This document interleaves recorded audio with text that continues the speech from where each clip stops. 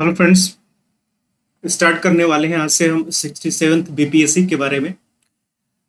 इससे पहले हमने डिस्कस भी किया था कि हम कौन कौन से चैप्टर्स यहाँ पर या फिर सब्जेक्ट्स को कवर करने वाले हैं। तो उसी चीज़ को आगे बढ़ाते हैं। यहाँ पर और कुछ क्वेरीज आती हैं 67th बीपीएससी के बारे में।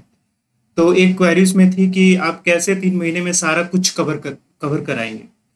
तो शायद उन्होंने पहली वाली वीडियो नहीं देखी कि उसमें क्या बोला गया था क्या कवर करने के लिए। जो मैंने और सब्जेक्ट्स के बारे में बोला था जैसे कि ज्योग्राफी, पॉलिटी या फिर इकोनॉमी, ये पहले मैं करा चुका हूँ।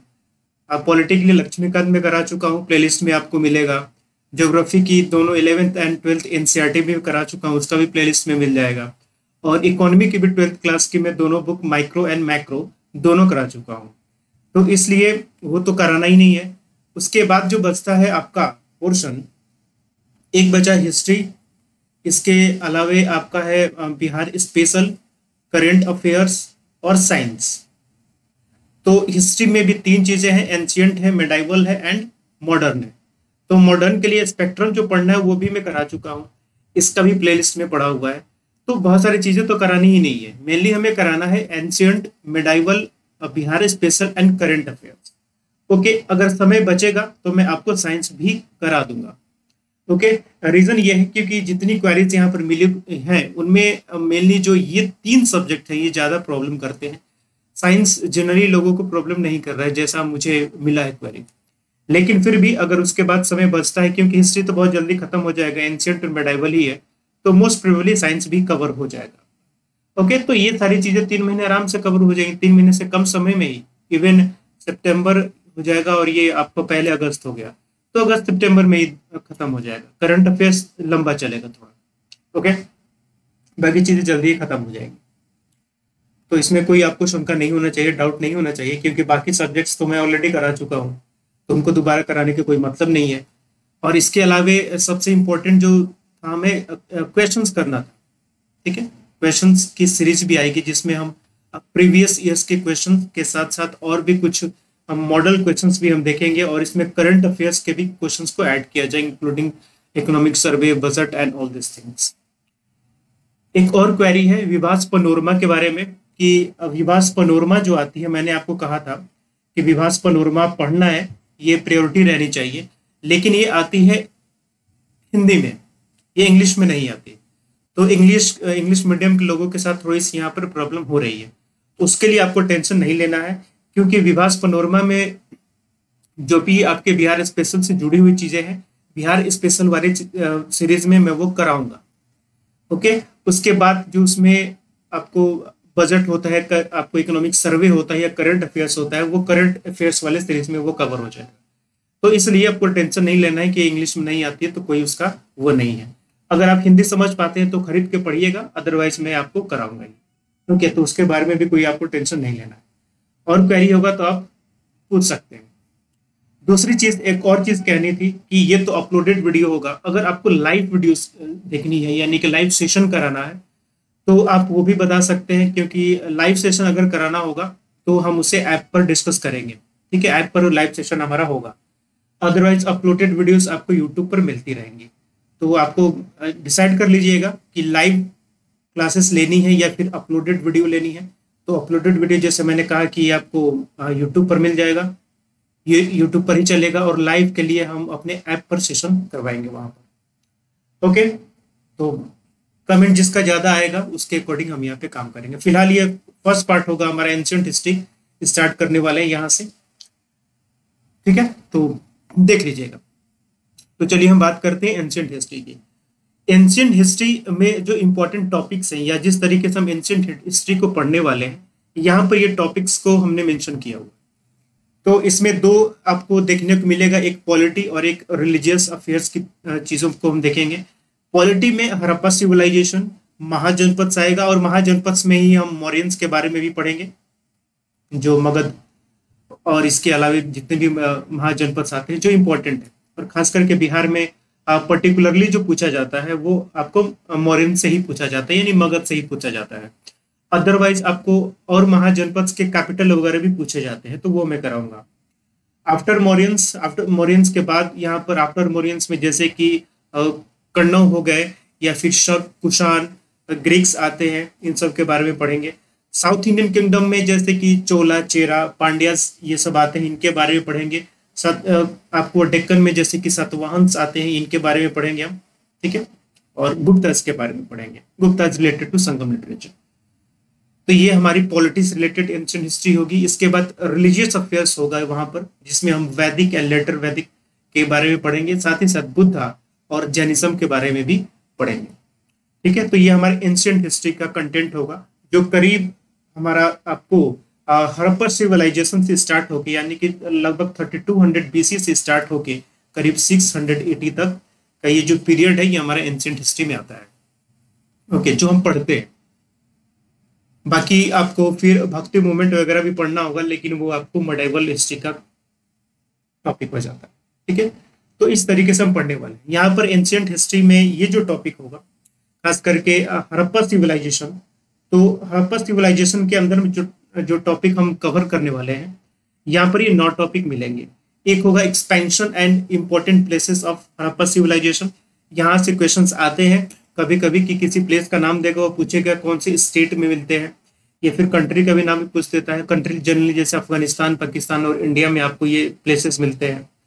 इसके अलावा कभी कभी पूछता है कि कौन से रिवर के किनारे वो आपको शहर जो थे वो बसे हुए थे, तो इसलिए थोड़ा सा इंपॉर्टेंट हो जाता है। Town planning most important feature of Harappa civilization, तो टाउन प्लानिंग के पढ़ने वाले हम। इसके बाद इकोनॉमी पढ़ेंगे, इकोनॉमी इन द सेंस कि जैसे इनका ट्रेड या कॉमर्स किस तरीके का था, या फिर इनको ये लाइवलीहुड के लिए कौन कौन से काम करते थे, ओके।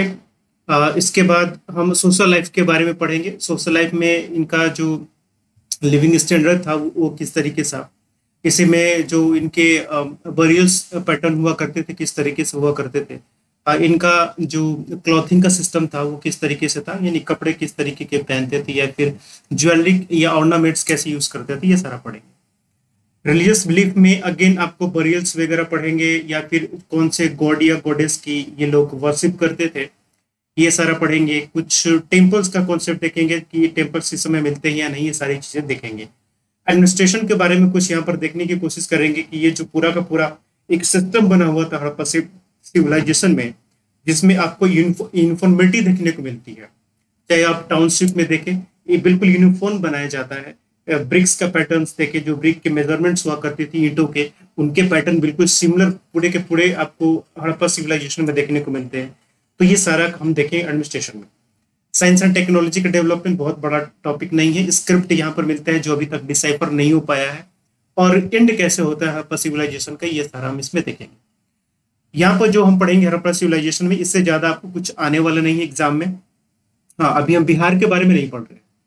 बिहार के बारे में हम जो बिहार स्पेशल स्टार्ट करेंगे तो उसमें पढ़ेंगे। अदरवाइज बिहार के अलावे इन जनरल पूछा जाता है हड़प्पा सिविलाइजेशन से, तो यहाँ से ज्यादा और आपको कुछ नहीं पढ़ना है, ठीक है। दूसरी चीज आप कहिएगा तो पीपीटी में शेयर कर दूंगा, टेलीग्राम ग्रुप में आपको पीपीटी मिल जाएगा, तो उसके लिए आप कमेंट करके बताइएगा। अगर आपको पीपीटी चाहिए होगा तो मैं दे दूंगा, ठीक है। तो आज का जो पार्ट 1 होगा, क्योंकि पहले बहुत सारी चीजें मैंने बता दी, एक इंट्रोडक्शन या फिर कुछ क्वेरीज भी थे, तो इसलिए क्लास बहुत लंबा ना हो, इसलिए आज हम 2 टॉपिक्स कवर करेंगे मेनली इसमें, expansion and important places and town planning के बारे में। इसके बाद जो दूसरा पार्ट आएगा एंशिएंट हिस्ट्री का, जिसमें हड़प्पा सिविलाइजेशन ही पढ़ेंगे, उसमें बाकी के जो बचे हुए ये टॉपिक्स हो गए, ये सेकेंड पार्ट में पढ़ेंगे, ठीक है। चलिए, तो सबसे पहले तो एक चीज ये जानना है जहां से आपको क्वेश्चंस आते हैं। एक तो हड़प्पा सिविलाइजेशन का ये जो एज होता है, इसको किस एज के नाम से भी जानते हैं? इसको कहते हैं चालियोलिथिक या फिर ब्रॉन्ज एज के नाम से भी जाना जाता है। इससे पहले पैलियोलिथिक एज होता है। पैलियोलिथिक एज भी कई पार्ट में डिवाइड होता है, जनरली वो स्टोन एज था। तो ये जो चैल्कोलिथिक एज या ब्रॉन्ज एज आता है, ये आप इसको न्यू स्टोन एज कह सकते हैं या फिर लेटर स्टोन एज कह सकते हैं। स्टोन का जो यूज था अभी भी चलता है, लेकिन इसके साथ साथ यहाँ पर ब्रॉन्ज का यूज भी स्टार्ट हो जाता है। तो इस वजह से इसको हम ब्रॉन्ज एज या फिर चाल्कोलिथिक एज भी कहते हैं। ध्यान रखिएगा, हड़प्पा सिविलाइजेशन में अभी आयरन की डिस्कवरी नहीं हुई थी। आयरन की डिस्कवरी करीब 1000 BC के आसपास में होती है। अप्रॉक्स ये टाइम जो रहता है करीब लेटर वैदिक पीरियड का टाइम रहता है जब आयरन का डिस्कवरी होती है। तो हड़प्पा सिविलाइजेशन के जो लोग थे इनको आयरन की जानकारी या लोहे की जानकारी नहीं थी, तो ये आयरन बेस्ड सिविलाइजेशन नहीं था। तो इसको चालकोलिथिक एज या फिर ब्रॉन्ज एज इसको कहा जाता है। इसके अलावे हम हड़प्पा सिविलाइजेशन के कंटेम्प्रेरी सिविलाइजेशन की बात करें तो यहाँ पर मिलते हैं, जैसे कि हड़प्पा सिविलाइजेशन के साथ एक सुमेरियन सिविलाइजेशन था, यानी कि जो आजकल का इराक वाला एरिया है वहां पर मिलता था, और मेसोपोटामियन सिविलाइजेशन भी था। लेकिन ये सभी एक दूसरे के कंटेम्प्रेरी थे, एक दूसरे के समय के उसी समय ये मौजूद थे।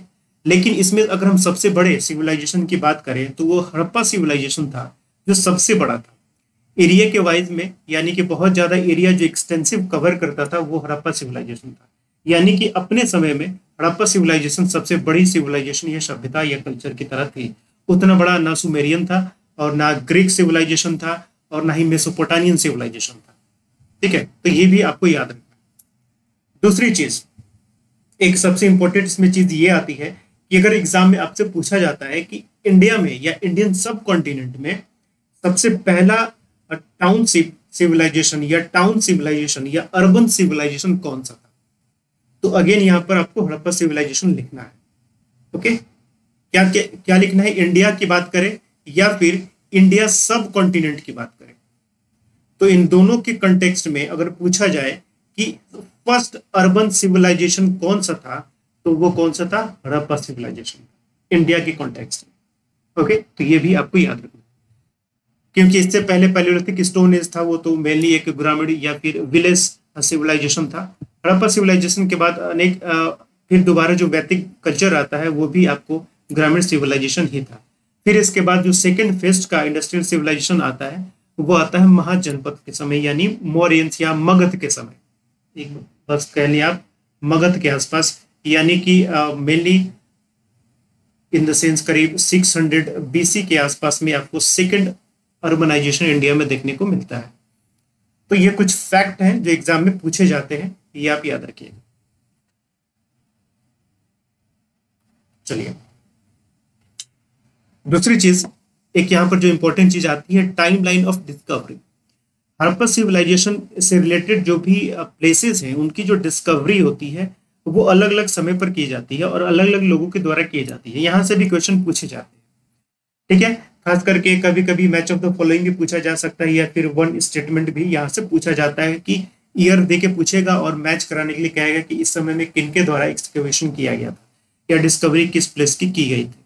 तो इसके हिसाब से भी ये आपके लिए इंपॉर्टेंट हो जाता है, क्योंकि बीपीएससी में इस तरीके के क्वेश्चन ही पूछे जाते हैं।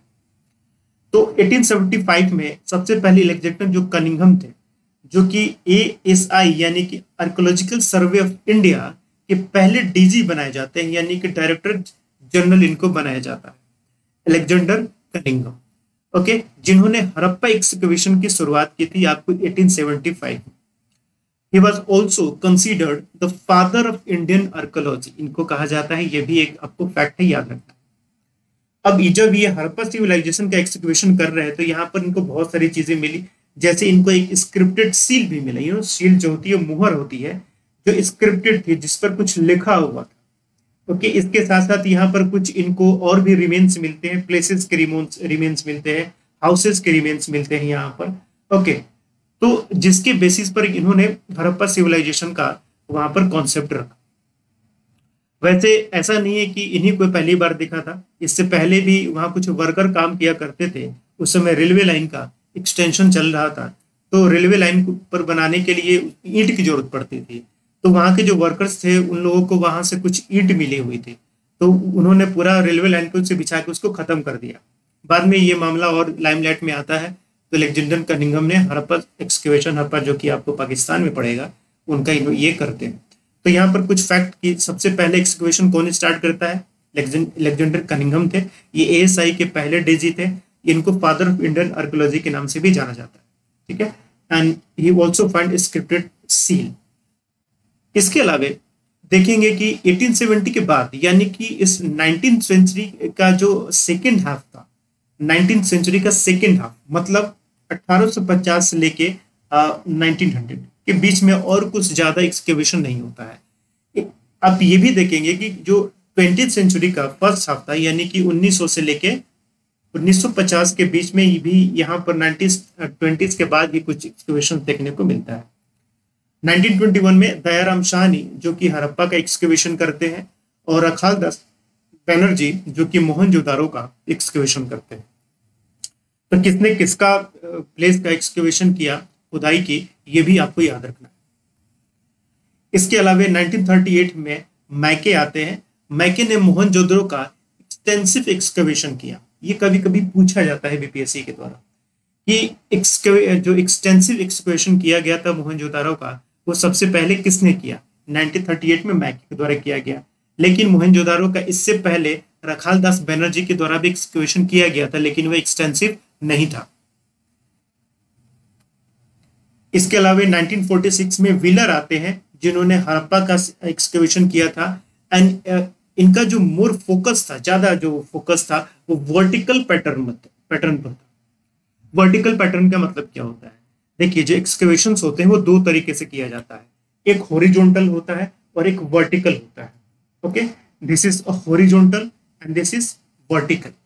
तो हॉरिजॉन्टल एक्सकवेशन जब किया जाता है तो यहां पर क्या होता है कि एक ही समय में जो सिविलाइजेशन होता है उसका पता चलेगा, क्योंकि सिविलाइजेशंस के जो रिमेन्स होते हैं वो क्या होते हैं ना कि वो स्ट्रेटिफाइड होते हैं, एक के ऊपर एक वो क्या होते हैं, जमते जाते हैं मिट्टी में।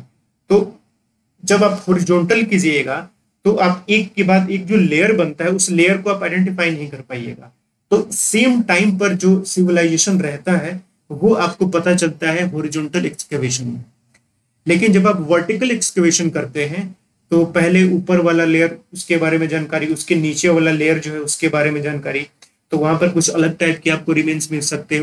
उसके नीचे वाला लेयर उसमें कुछ अलग तरह के आपके रिमेन्स मिल सकते हैं। तो इससे क्या होता है कि डिफरेंट टाइम में आपको डिफरेंट सिविलाइजेशन के बारे में पता चलता है, या फिर डिफरेंट टाइम में वो सिविलाइजेशन किस तरीके से डेवलप हुआ इसके बारे में भी हमें जानकारी मिलती है। ये बारे में जानकारी हमें हॉरिजॉन्टल एक्सकवेशन में नहीं मिलती है, क्योंकि आप हड़प्पा सिविलाइजेशन के बारे में पढ़ते हैं तो हड़प्पा सिविलाइजेशन को भी 3 कैटेगरी में रखा जाता है, एक अर्ली, मेजर एंड लेट। तो वो जानकारी हमें कैसे मिलेगी? वो हमें वर्टिकल के हिसाब से जानकारी मिलेगी ना, क्योंकि जो सबसे नीचे वाला लेयर होगा वहां पर अर्ली हड़प्पा के बारे में कुछ रिमेन्स होंगे, बीच वाले में आपको मेजर हड़प्पा के बारे में कुछ होंगे और सबसे ऊपर आपको लेट हड़प्पा के बारे में मिलेंगे।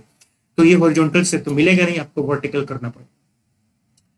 ठीक है, तो हमारे यहाँ जनरली वर्टिकल ही किया जाता है और वर्टिकल एक्सकवेशन करना थोड़ा सा चीप भी होता है, आसान भी होता है। हॉरिजॉन्टल करना मुश्किल होता है।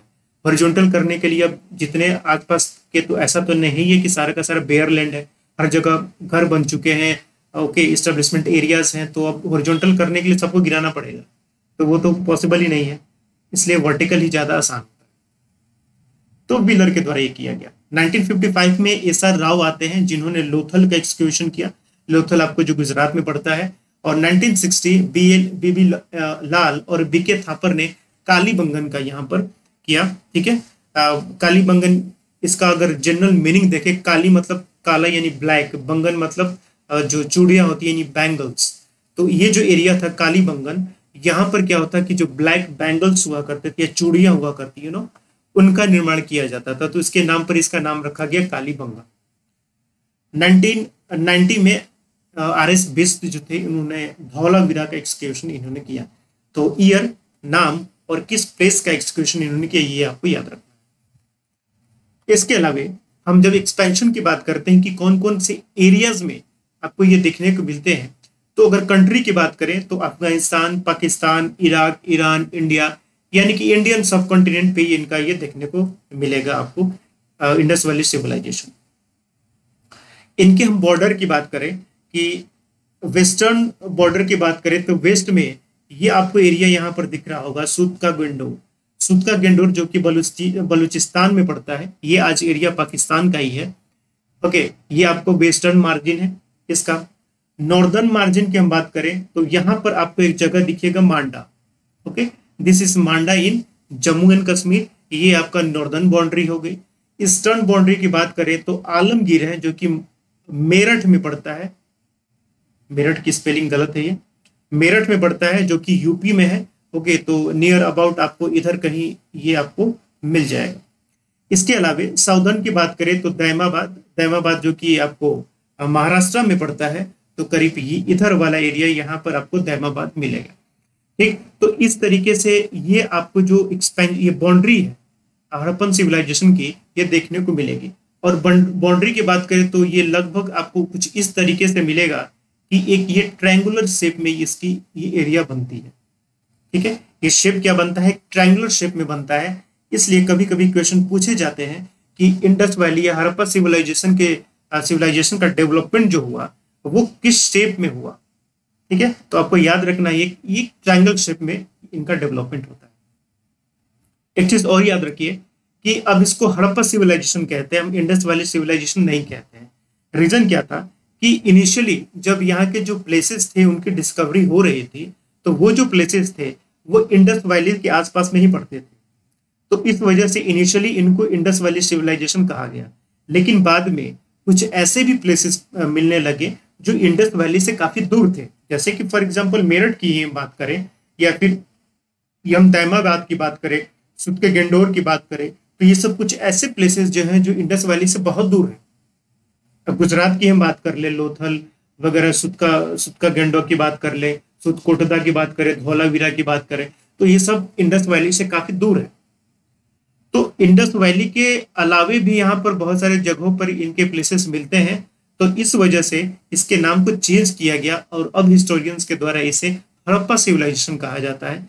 इसलिए क्योंकि हड़प्पा पहला प्लेस था जिसको डिस्कवर किया गया था, तो इसलिए उसके नाम पर ही हड़प्पा सिविलाइजेशन कहा जाता है। तो एग्जाम में अगर मेंस में कभी लिखने के लिए आता है तो हड़प्पा सिविलाइजेशन लिखिएगा, इंडस वैली सिविलाइजेशन मत लिखिएगा। ओके, चलिए इसके अलावा कुछ और प्लेसेस जैसे कि हड़प्पा हुआ, ये आपको मुल्तान में मिलता है, पाकिस्तान में, रावी रिवर के पास। अगेन ये सब पूछे जाते हैं, प्लेस, जगह का नाम और रिवर, कौन से रिवर के किनारे। इसकी विशेषता यहाँ पर टाउन प्लानिंग की बहुत ही एक स्पेशल कैरेक्टरिस्टिक्स आपको जो हड़प्पा सिविलाइजेशन की है वो आपको यहाँ पर भी हड़प्पा में भी देखने को मिलती है। सीटाडेल देखने को मिलता है, लोअर टाउन और ग्रेनरी वहां पर। एक्चुअली यहाँ पर देखेंगे हड़प्पा सिविलाइजेशन में कि जो पूरा का पूरा एरिया है वो दो पार्ट में डिवाइड होता है। ओके, एक होता है आपका सीटाडेल, ओके, और एक होता है लोअर टाउन, नीचे वाला एरिया। तो लोअर टाउन जो होता है जहां पर कॉमन लोग रहते हैं, और सीटाडेल यानी कि जो किला या दुर्ग टाइप का होता है जो कि थोड़ा सा हाइट पर बना होता है, ये यहाँ पर मेनली एडमिनिस्ट्रेटिव या जो बड़े लोग हुआ करते थे वो रहा करते। ओके, ग्रेनरी जो कि मेनली स्टोरेज के लिए यूज किया जाता था, अनाज वगैरह के लिए। मोहनजोदारो जो कि लरकाना सिंध में है, ये भी पाकिस्तान में है, तो सिंधु नदी के किनारे मिलता है। ग्रेट बात के लिए बहुत फेमस है मोहनजोदारो। लेकिन ऐसा नहीं है कि सिर्फ बात वहीं पर ही मिला हुआ है, हड़प्पा में भी बात मिला हुआ है। तो लेकिन जो मोहनजोदारो का ग्रेट बात है ये ज्यादा इंपॉर्टेंस है। चन्हुद्रो की बात करें तो सिंध ये पाकिस्तान में है, यहाँ पर सिंधु रिवर के किनारे है ये मेनली चन्हुद्रो जो फेमस है ये हैंडीक्राफ्ट के लिए बहुत फेमस था, यानी शिल्प कला के लिए बहुत फेमस था। और उसमें भी मेनली जो बेड्स हुआ करती हैं जिनसे आपको ज्वेलरी वगैरह बनाई जाती थी, उनके लिए काफी फेमस था चन्हुद्रो। तो चन्हुद्रो जो मिली जो था एक हैंडीक्राफ्ट सेंटर की तरह यहाँ पर जाना जाता है। लोथल की बात करें जो कि गुजरात के गल्फ ऑफ खंबात के पास में पड़ता है, ये फेमस था डॉकयार्ड के लिए। डॉकयार्ड इट्स लाइक जहाँ पर जो पानी की जहाज आके रुकती है, बंदरगाह या पोर्ट जिसे आजकल हम कहते हैं, काइंड ऑफ। ओके, तो ये डॉकयार्ड आपको लोथल में देखने को मिलता है। धौलावीरा की बात करें तो कच्छ जो कि गुजरात में है, और यहाँ पर एक एक्सक्लूसिव जो कैरेक्टरिस्टिक्स है धौलावीरा का, यहाँ का जो सीटाडेल था, यानी कि जो अपर दुर्ग या किला हुआ करता था जहां पर स्पेशल लोग रहा करते थे, एडमिनिस्ट्रेटिव या बड़े लोग, पैसे वाले लोग। तो ये सीटाडेल जो था धौलावीरा में ये स्टोन का बना हुआ, ठीक है, और यहाँ पर ओनली लिखा हुआ है। ओनली का मतलब ये है कि हड़प्पा सिविलाइजेशन में एकमात्र धौलावीरा का ही सीटाडेल ऐसा था जो कि पूरा का पूरा स्टोन से बना हुआ था। इसके अलावा पूरे हड़प्पा सिविलाइजेशन में और कोई भी एरिया ऐसा नहीं था जहां पर पूरा का पूरा सीटाडेल स्टोन से बना हो। अदरवाइज वो दूसरे जो सीटाडेल्स हुआ करते थे वो जनरली जो ड्राइड ब्रिक्स हुआ करते हैं उनसे वो बना होता था, but it is the only citadel in Dholavira जो कि स्टोन से बना हुआ है, तो ये आपको याद रखना है। एंड इट वाज फोर्टिफाइड, और जनरली सभी जो सिटाडेल्स हुआ करते थे वो सभी फोर्टिफाइड हुआ करते थे, किलेबंदी उनकी हुई रहती थी। कालीबंगन की बात करें, जो कि आपको गंगानगर, ये राजस्थान में एक डिस्ट्रिक्ट पड़ता है, पंजाब से थोड़ा सा सटा हुआ एरिया। ये घग्गर नदी के किनारे ये पड़ता था। घग्गर जिसको हम सरस्वती रिवर के नाम से भी जानते हैं, ठीक है, तो घग्गर नदी के किनारे ये पड़ता था। And it was also considered the third capital of civilization. Harappa civilization क्या, ये थर्ड कैपिटल के नाम पे जाना जाता था। तो पहला कौन सा कैपिटल के नाम पे जाना जाता था, वो था हड़प्पा, और दूसरा था मोहनजोदाड़ो, ठीक है। तो ये दो, और ये तीसरा कालीबंगन, इन तीनों को वहां के कैपिटल के नाम पे जाना जाता था। पहला हड़प्पा था, दूसरा मोहनजोदाड़ो, और तीसरा कालीबंगन। बनवाली की बात करें तो आपको हरियाणा के हिसार में पड़ता है। असुद के गंडोर की बात करें तो बलूचिस्तान, जो सबसे आपको वेस्टर्न ये मार्जिन है इस सिविलाइजेशन का। कोट देजी, जो कि आपको सिंध में पड़ता है, ये भी पाकिस्तान में है। रोपर पंजाब में, राखीगढ़ी हरियाणा, आलमगीरपुर यूपी, जो हमने मेरठ वाला देखा था ना, तो मेरठ आपको आलमगीरपुर वाले एरिया में ही तो ये मिलता यूपी में। और सुदकोटा जो कि आपको गुजरात में ये मिलता है। ये कुछ प्लेसेस है, इंपॉर्टेंट प्लेसेस, इसके अलावा भी बहुत सारे प्लेसेस हैं, बट ये इंपॉर्टेंट प्लेसेस है जो आपको याद रखने हैं, और कहाँ पढ़ते हैं ये भी आपको याद रखना है। इसके अलावा जब हम टाइम की बात करते हैं कि हड़प्पा सिविलाइजेशन का टाइम फ्रेम क्या था, किस टाइम पर इसका डेवलपमेंट होता है, तो यहाँ पर भी देखेंगे कि हड़प्पा सिविलाइजेशन जो था, इसके हम टाइम को 3 पार्ट में डिवाइड करते हैं। एक अर्ली, एक मेजर, और एक लेट। यानी कि early Harappa civilization, major Harappa civilization and late Harappa civilization. तो जो अर्ली हड़प्पा सिविलाइजेशन था, ये करीब 3500 बीसी के आसपास में ये देखने को मिलता है। उसके बाद जो मेजर हड़प्पा सिविलाइजेशन है, ये 2600 से लेके 1900 बीसी के आसपास में, और लेट सिविलाइजेशन जो कि 1900 से लेके 1200 बीसी के आसपास में मिलता है। अर्ली का मतलब ये हुआ कि यहाँ पर ये ट्रांजिशन फेस है, जो अर्बन कल्चर से, सॉरी ये क्या था कि ग्रामीण कल्चर जो होता है, यानी कि विलेज कल्चर से ये अर्बन कल्चर की तरफ इसका आपको ट्रांजिशन देखने को मिलता है अर्ली फेस में। स्टोन एज जो था, वहां से आपको ट्रांजिशन देखने को मिलता है। मेजर एज की बात करें तो ये पूरा का पूरा अर्बन यहाँ पर आपको फीचर्स देखने को मिलते हैं। और लेट सिविलाइजेशन की बात करें तो यहाँ पर अगेन ये ट्रांजिशन फेज था कि यहाँ पर जो अर्बन प्रॉपर्टीज थी ये खत्म हो चुकी थी। अब यहाँ पर धीरे धीरे जो विलेज कल्चर्स देखने को आपको मिलने लगता है इस टाइम पर। 1900 में urban features was completely destroyed. कुछ चीजें हैं जो इनहेरिट करके चलती रहती हैं, लेकिन उसको हम इस तरीके से नहीं कह सकते कि अर्बन सिविलाइजेशन था। मेनली वो विलेज सिविलाइजेशन आने लगता है, आर्यंस आते हैं, तो आर्यन की सिविलाइजेशन ही पूरी ग्रामीण सिविलाइजेशन होती है। मेनली ये डेवलपमेंट फेज है, स्टेजेस हैं हड़प्पा सिविलाइजेशन के। तो एग्जाम में अगर पूछा जाए कि हड़प्पा सिविलाइजेशन कब होता है, तो ये आपके अगेन ऑप्शन पर डिपेंड करता है कि ऑप्शन कैसा है। ओके, उसमें भी अर्ली, मेजर और लेट करके पूछा जा सकता है, ठीक है। तो मेनली अगर आपको हड़प्पा सिविलाइजेशन पूछा जाएगा, या फिर आपको अगर वो तो मैंने कहा कि ऑप्शन के अकॉर्डिंग लिखना है, लेकिन अगर मेंस वगैरह में अगर आपको लिखना होगा कि हड़प्पा सिविलाइजेशन का टाइम क्या था, तो मेजर सिविलाइजेशन वाला आप देखिएगा, ये ज्यादा सही रहेगा। नाउ द नेक्स्ट टॉपिक था उसमें टाउन प्लानिंग। टाउन प्लानिंग के अंदर हम सबसे पहले देखते हैं कि यहाँ पर जो 2 टियर की प्लानिंग, आपको 2 टियर टाउन देखने को मिलता है। तो हमने पहले ही कहा कि जो पूरा शहर हुआ करता था ये 2 पार्ट में डिवाइड था। एक सिटाडेल हुआ करता था और दूसरा लोअर टाउन हुआ करता था, लोअर टाउन। तो ये जो सिटाडेल था ये मेनली क्या था कि स्मॉल था और ये राइज्ड प्लेटफॉर्म पर, यानी कि जो ब्रिक्स हुआ करती थी, बर्न ब्रिक्स, उनके ऊपर इनको बनाया जाता था। तो इनकी हाइट जो हुआ करती थी सिटाडेल की, इसकी ऊंची हुआ करती थी। तो राइज प्लेटफॉर्म पर इसलिए बनाया जाता था कि हो सके कि कभी फ्लड वगैरह है उससे सुरक्षा हो सके, या फिर अटैक वगैरह किसी के द्वारा किया जा सकता है तो उसके द्वारा सुरक्षा किया जा सके।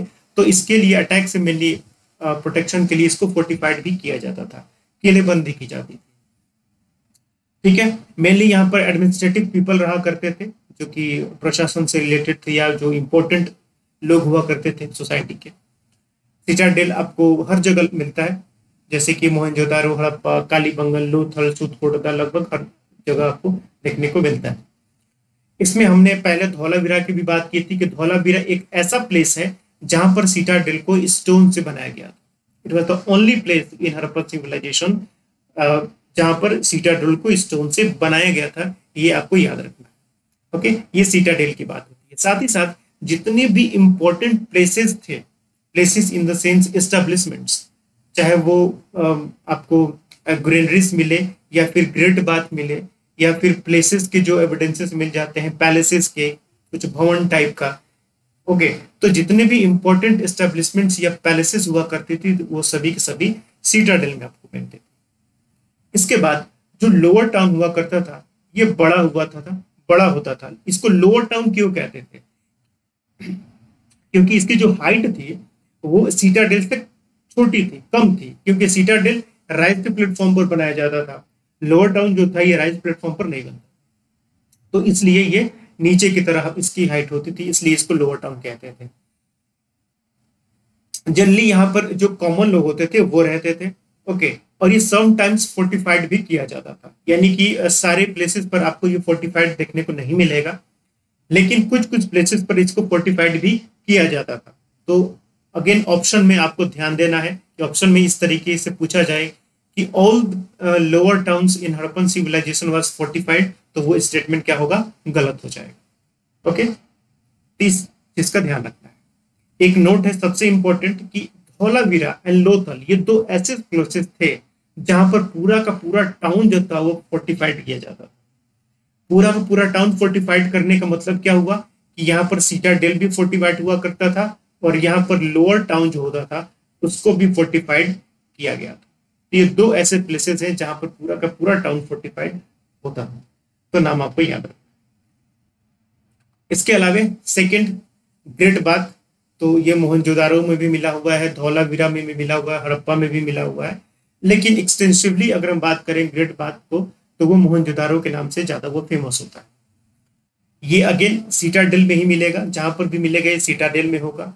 रेक्टेंगुलर इन शेप में हुआ करता था, रेक्टेंगल के शेप में इस तरीके से, और इसका जो नॉर्थ और साउथ डायरेक्शन में स्टेयर्स बने हुआ करते थे, यानी कि सीढ़ियां बनी होती थी उसमें उतरने के लिए या ऊपर जाने के लिए। ओके, इसके डायमेंशंस की बात की जाए तो ये इसका डायमेंशंस है 12 इंटू 7 इंटू 2.5 मीटर क्यूब, यानी कि लेंथ आपका 12 मीटर। इसकी आपको जो विड्थ देखने को मिलेगी वो 7 सेंटीमीटर, और इसका 2.5 आपको ये आपको इसकी हाइट देखने को मिलेगी। अगेन रिलीजियस पर्पस के लिए इसको मेनली यूज किया जाता होगा। ओके, कहीं कहीं पर जैसे धौलावीरा में ऐसा कहा जाता है कि इसको एग्रीकल्चर पर्पस के लिए भी, यानी कि इरिगेशन के लिए भी यूज किया जाता था, बट ये है कि रिलीजियस प्लेसेस के लिए यूज होता होगा। ये देखिए, पहली चीज तो याद रखिए कि जितनी भी यहाँ पर बातें की गई है ये सभी प्रोबेबली है। प्रोबेबली मतलब समझते हैं ना कि अनुमान लगाया गया है कि ऐसा होता होगा, ऐसा किया जाता होगा, ये सब ऐसे ही है, कंफर्म कहीं भी नहीं है। ठीक है, अब जैसे रिलीजियस पर्पस की बात करें तो कहा गया है कि रिलीजियस पर्पस के लिए यूज किया जाता होगा, इरिगेशन के लिए यहाँ पर यूज किया जाता होगा। यहाँ पर 8 स्मॉल बाथरूम्स मिलते हैं नॉर्थ डायरेक्शन, ये नॉर्थ डायरेक्शन में आपको 8 स्मॉल बाथरूम मिलते हैं। तो ऐसा कहा जाता है कि ये जो बाथरूम थे, नहाने के बाद आप कपड़े चेंज करने जाएंगे तो उसके लिए ही ये शायद बना था, जहां पर लोग कपड़े चेंज करते होंगे, नहाने के बाद करते होंगे, यानी कि अगेन प्रोबेबली। तो ये सारी चीजें कही गई। अगेन छोटे छोटे फैक्ट्स की, ये भी आपको जो बॉन्ड ब्रिक्स हुआ करते थे उनसे बनता था, यानी जो पक्के ईंट हुआ करते थे उनसे बनाया जाता था। यहाँ से एक निकास ड्रेनेज हुआ करता था जो कि बाहर जाके किसी नाली में वो मिलता था। ओके, तो ये सब छोटे छोटे फैक्ट्स हैं, ये तो आपको याद ही रहे। इसके अलावा एक ग्रेनरी आता है, ग्रेनरी जो कि अन्नागार जिसको हम कहते हैं, जहां पर अनाज को, ग्रेन्स को इकट्ठा किया जाता है। ओके, तो ये आपको मोहनजोदारो, हड़प्पा, कालीबंगन, चंदवाद, लोथल हर जगह मिलेगा, लेकिन सबसे बिगेस्ट ग्रेनरी की बात करें तो वो आपको मिलता है मोहनजोदारो। अगेन ये भी आपको सिटाडेल में मिलता था। डायमेंशन इसकी ये थी 15.23 इसकी लंबाई और 6.09 इसकी चौड़ाई हुआ करती।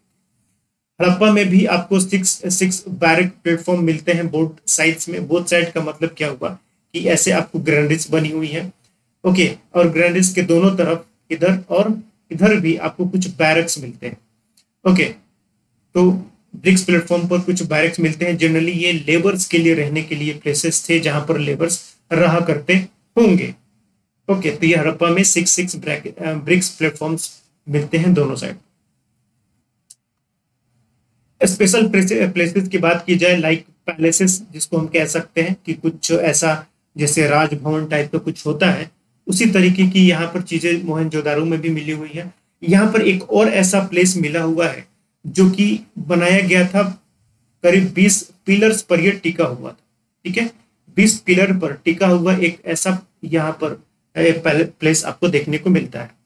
तो कहा जाता है कि मे बी ये कोर्टयार्ड होगा, यानी कि जहां पर लोग बैठते हैं और मीटिंग वगैरह होती है, जैसे सभाएं हुआ करती थी ना राज दरबार में, कोर्टयार्ड रहा होगा या फिर कोई मेन मार्केट रहा होगा जो इसको बनाया गया है 20 पिलर के ऊपर, ये मोहनजोदारो में जो मिला होगा।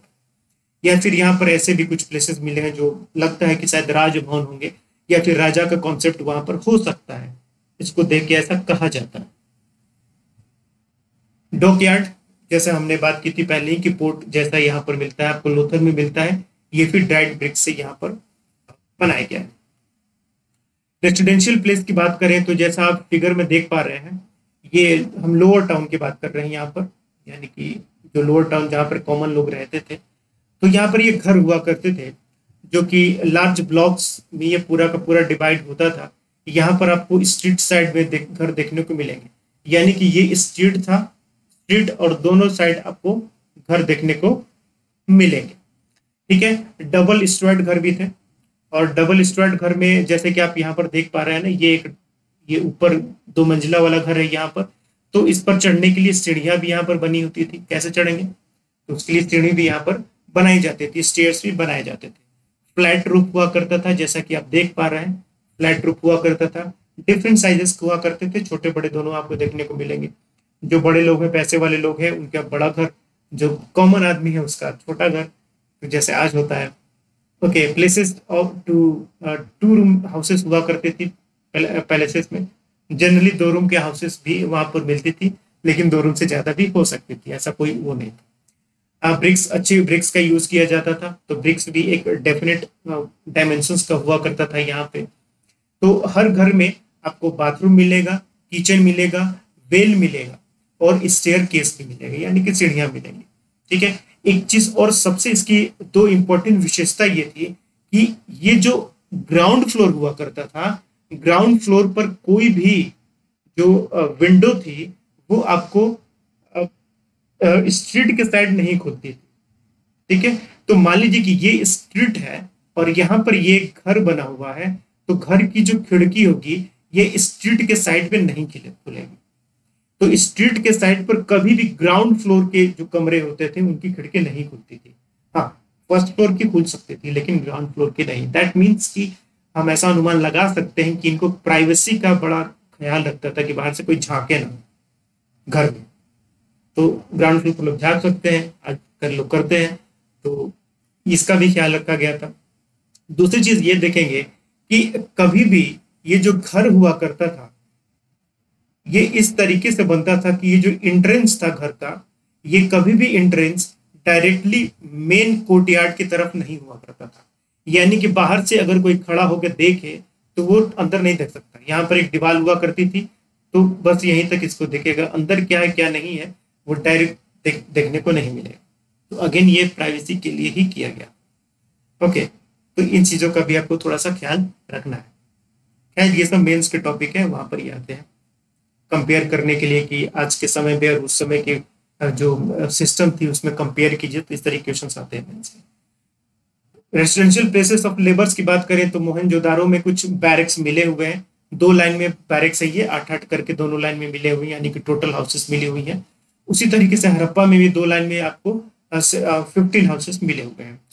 चन्हुदारो में भी आपको इस तरीके के लेबर के रेसिडेंशियल प्लेसेस मिलते हैं। रोड एंड स्ट्रीट्स की बात करें तो आपको पता है कि यहाँ पर ग्रिड पैटर्न मिलता था। इसका मतलब क्या था कि ये जो रोड हुआ करती थी या स्ट्रीट जो हुआ करती थी वो एक दूसरे को पहले तो 90 डिग्री के एंगल पर काटती थी, परपेंडिकुलर, और इस तरीके से क्या था कि देखेंगे कि ग्रिड बनता था। ये क्या था, एक ग्रिड बन जाता था। तो ग्रिड सिस्टम भी वहां पर हुआ करता था। हाइजीन का भी काफी ख्याल रहता था। वहां पर जो गार्बेज को इकट्ठा करने के लिए हर जगह एक पिट्स बनाए जाते थे। पिट्स इन द सेंस कि ये गड्ढा बनाया जाता था जिसमें लोग कूड़े या गार्बेज को फेंक सकते थे, फिर वहां से उसको इकट्ठा करके दूसरी जगह ले जाके उसको रखा जाता था। तो हाइजीन का भी काफी अच्छा यहाँ पर सिस्टम था। इसके अलावा जो सड़कें हैं वहां पर पानी एक्यूमुलेट ना हो पाए उसके लिए जो सड़कें थी उसको टिल्ट बनाई जाती थी, यानी कि सड़कें सीधी फ्लैट नहीं हुआ करती थी, तो थोड़ी सी टिल्ट हुआ करती थी ताकि बारिश का पानी वगैरह होता है वो नीचे यहाँ से सड़क के वो नाली में चला जाए और फिर उसके बाद वो आगे चला जाए, पानी इकट्ठा ना हो, नहीं तो सड़क क्या होगी, खराब हो जाएगी। और सड़क भी जो होती थी या फिर जो जितनी नालियां हुआ करती थी वो सभी की सभी बर्न ब्रिक से बनती थी। पकाए हुए जो ब्रिक्स हुआ करते थे ये सभी के सभी उससे बनते थे। बताइए आज से ज्यादा वो थे। आज सड़कों पर जाइए, सड़कों पे पानी लगता है, बारिश का टाइम है।